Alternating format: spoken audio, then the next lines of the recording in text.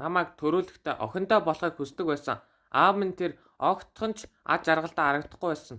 Тэр дахин жирэмслэх гэж оролцсон ч бүтсэнгүй. Намайг 2 настай байхад оролдохоо болоод оронд нь охин өрчилж авсан. Тэр охиноо надаас 1 насаар ах байсан болохоор тэр 3 настай байсан бөгөөд 1 сарын турш аав минь бүх зүйл зүгээр байсан гэж хэлсэн. Шөнө тэр миний хаалганы өмнө зогсож байхдаа хутаг барьдаг байсан. Тэр түүнийг нойрондоо алхаж байна гэж бодсон. Хүүхэд насандаа ийм төрлийн зүүд зүүдлэхэд ямар нэгэн гэмтэл авсан байх гэж бодож байсан тул үүнийг арилгасан. Тэгээд тэр эцэст нь тэр хэдэн сарын өмнө бид үүнийг мартсан. Боловч тэр эргэж ирэхдээ 8 зүйл дахин болж тэр өглөө өөртөөгөө ярьж маш их түрэмгийлсэн гэж хэлсэн.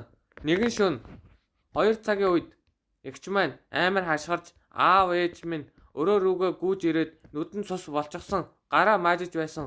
Маргааш өглөө нь ээж минь зан аврынхаа талаар эмч дуудаж 10 насны төрсөн өдрөөр нь аваад явсан. Эгч маань эргэж ирэхдээ хэвээ харагдаж байсан. Унтах цаг бололтой хөвгөлтэй байсан.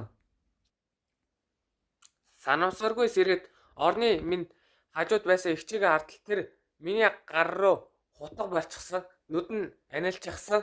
Толгооноос минь эдгээс салахгүй цус нөмөрсөн.